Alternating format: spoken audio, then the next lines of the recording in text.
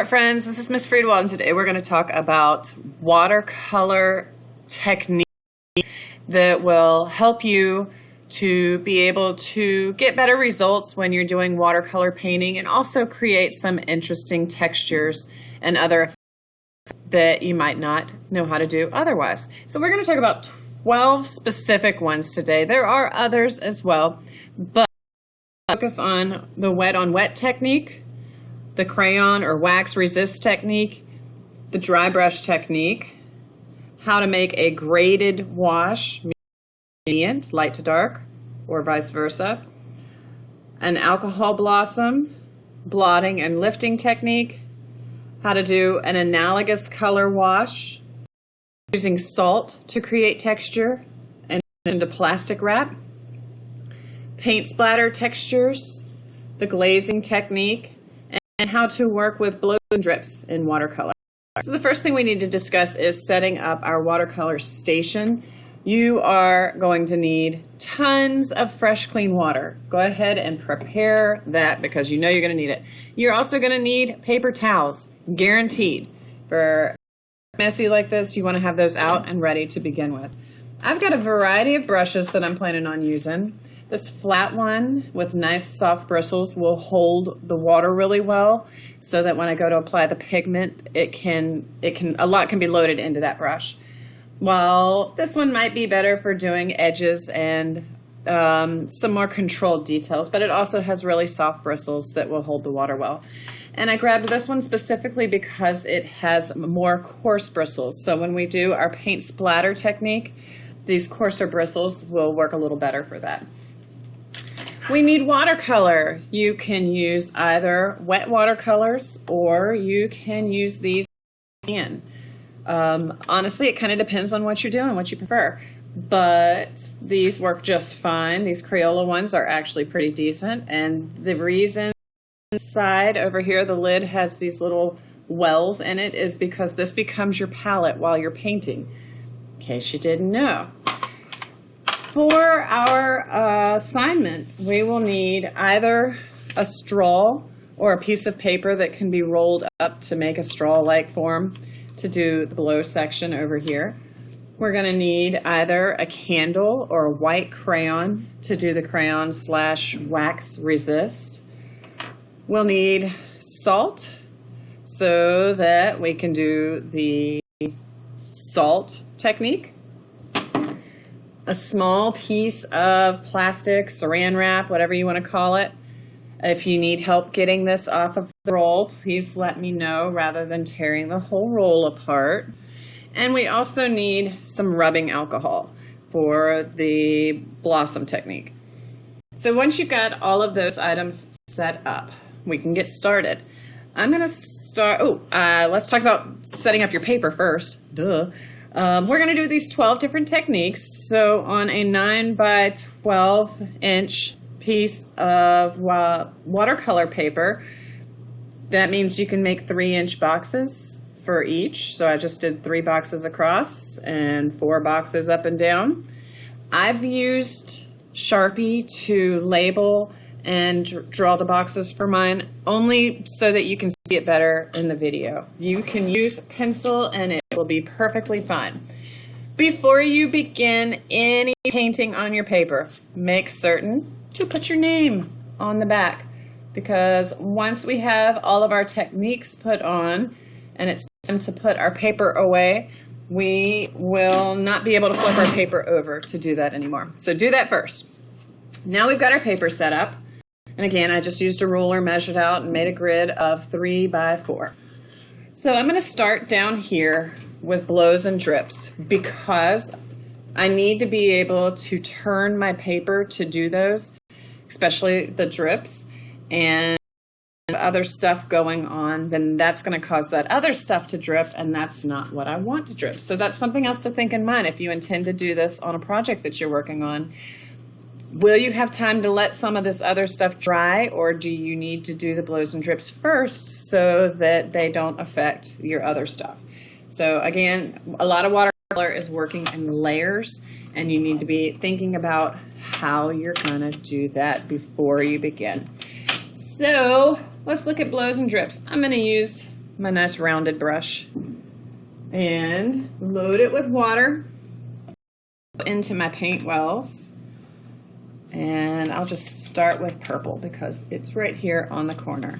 I'm adding a heavy amount of water to that because I want it to be really, really, really wet, but also I'm stirring it around a lot so that I collect a lot of pigment in that wetness. It doesn't drip quite as well if it is not really wet. So again, we just kind of put on a heavy amount of paint. May even add more water to that to really get those drips going. And then you can angle your paper, sorry I'm getting out of the screen, to allow it to drip down. That may mean adding more water still. You can tap the paper and kind of make those drips do more of what you want them to do. Kind of adds like a edgy type look that's popular right now in watercolor techniques. So again, that's just one example of drip.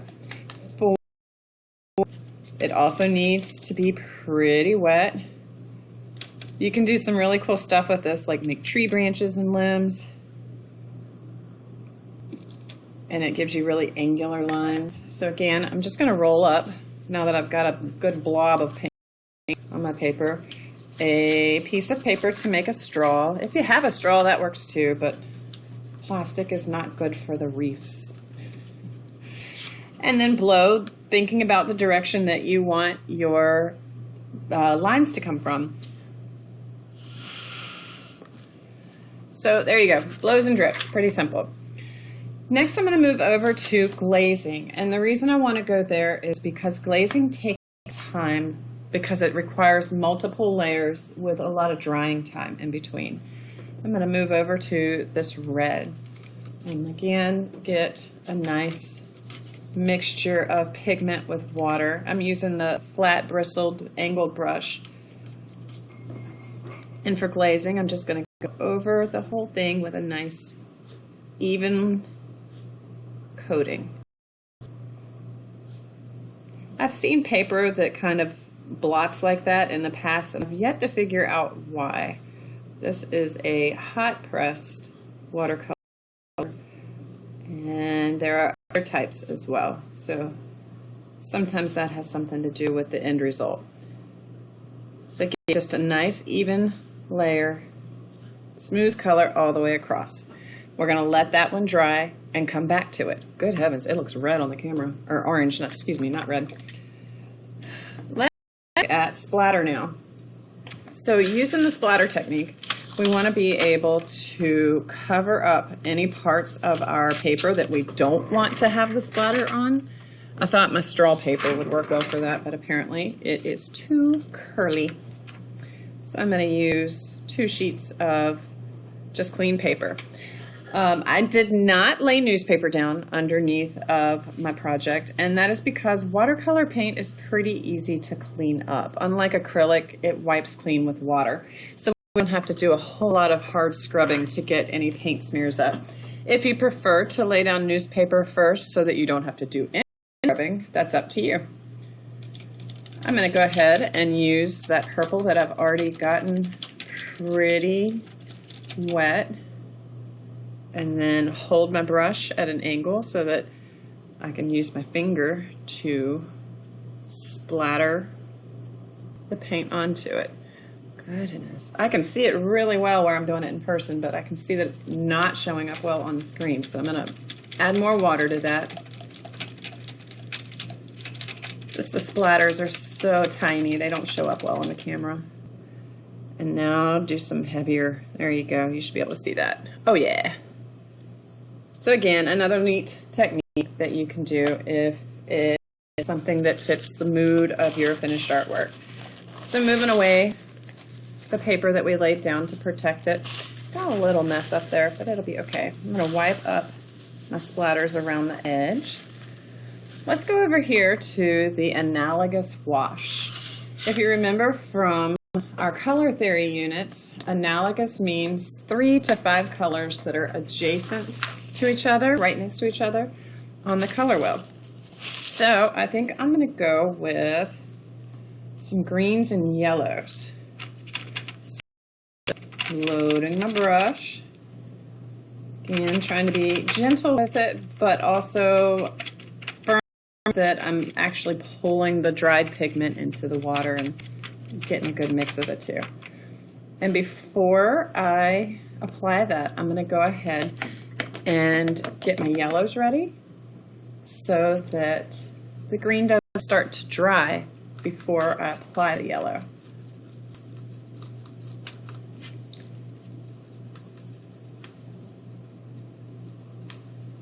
Alright, so I'll just start with the yellow first since my brush is already with that. And I'm just going to start here at the top, a nice wet layer of the yellow. I'm going to bring that down to a little over halfway since I'm just using two colors. I'm not going to rinse my brush because I want to keep a little of that yellow in there. And just add in the green. They are not mixed well at this point, but I'm going to go back and start to kind of mix those two values or two colors together so that we go from yellow to yellow-green to solid green. Maybe for fun I'll just add even a little blue at the bottom. So 4 colors, I guess 5 if you mix the blue in and get that blue-green in between. Didn't get enough water on my brush.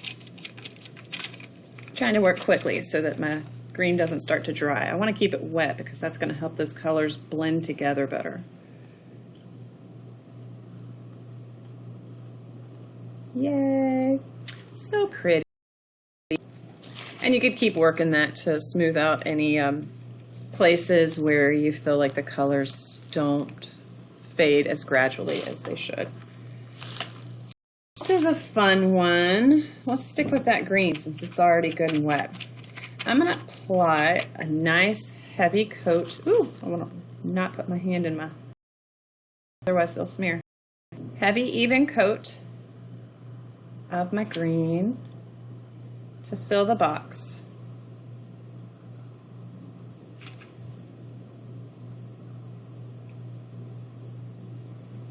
And again, the salt technique just gives you a really neat texture because the salt absorbs some of the water and to some degree repels a little bit of the pigment.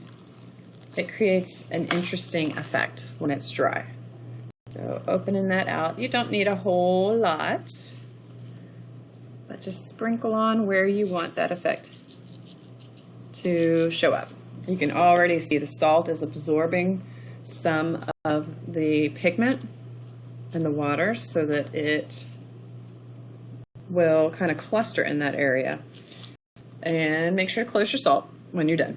The plastic wrap is another one that does some interesting things because of the way that it pulls some of the water in areas and presses it out of others. So let's go with blue. Again, we want a nice, heavy, pretty wet, but also pretty saturated layer of paint. Hopefully, I'm not covering up my words so much that you can't tell what they say. I meant to leave them uncovered and got sidetracked. So it's starting to absorb into the paper pretty quickly, so I'm going to add more water and keep layering to keep a really moist coat.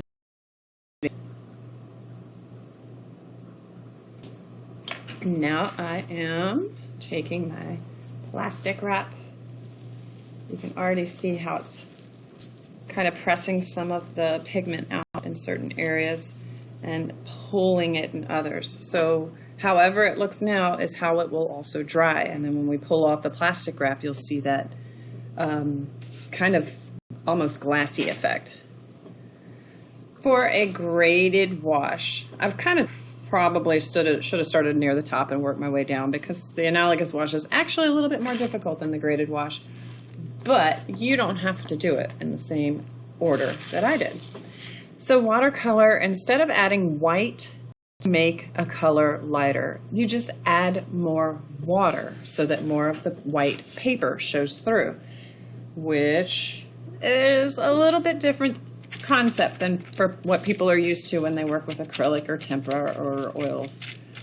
So to do a graded wash, we're going to start with a heavy coat of the paint, a fully loaded brush, lots of pigment, and as we work our way down, we'll dip our brush in the water so that we're adding more water, more translucency to our paint to create a lighter effect, a lighter value as we work our way through the box.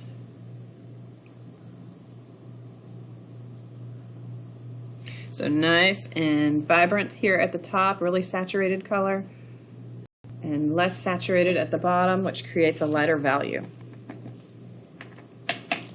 For the alcohol blossom, let's go back to that purple again because I think you'll see the effects of this one better on a darker color.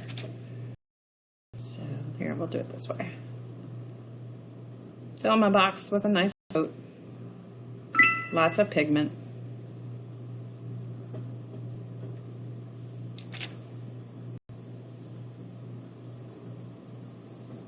And I'm going to use the back end of one of my paint brushes to apply the alcohol. In a lot of videos you see people use Q-tips, but I think that kind of creates a really uniform look that kind of detracts from the coolness of the effect. So just dabbing at it with my brush, you can see there's already all these like blossoming places where the paint bubbles out. Myself. Blotting and lifting is a cool way to do things like make clouds, but it can be used for other effects also. I'll do it in blue just so that you can see how it would be effective for doing a sky with white clouds that go through. So again, a nice layer of saturated paint. Oh, and I still forget to leave the label off. Oh well.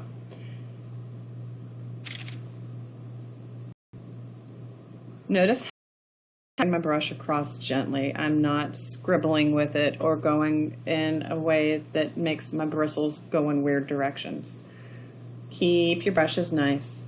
We've gotten a little bit, by we, I mean I, of that purple in our paint, and this technique is actually really helpful for that. But I don't want you to think that you have to be totally afraid of watercolor paints because mistakes can sometimes be corrected. So in the blotting or lifting technique, we're using a paper towel or a tissue and lifting out some of that wet paint. You can control the shape by reshaping your tissue. And that, it doesn't show up very well. That gives you lighter areas for the paint. Maybe I should have picked a darker blue. I'm going to move it a little closer to you and hopefully you can see it that way. See how there's lighter areas in there. For that big purple smear, clean water, make sure it's clean. Go through and kind of brush it out like that. It might stain a little bit, but getting that purple out will help a lot. Obviously, you'd want to wait for that purple to dry some so it doesn't just bleed back into it. For your dry brush technique, I tend to prefer a more stiff. Make sure your brush is dry, pat it and squeegee out the water. Use a semi-wet paint and also make sure that your bristles are spread some, and then just brush top to bottom or side to side, however you want to do it. This is a cool way to get neat textures.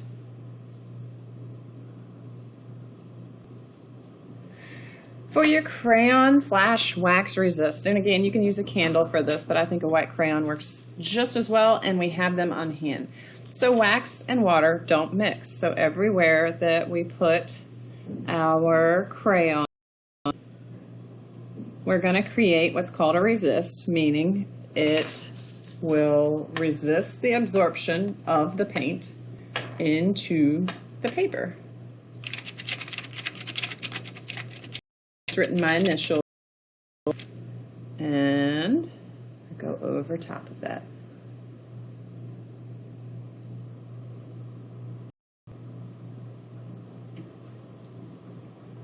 And wet on wet.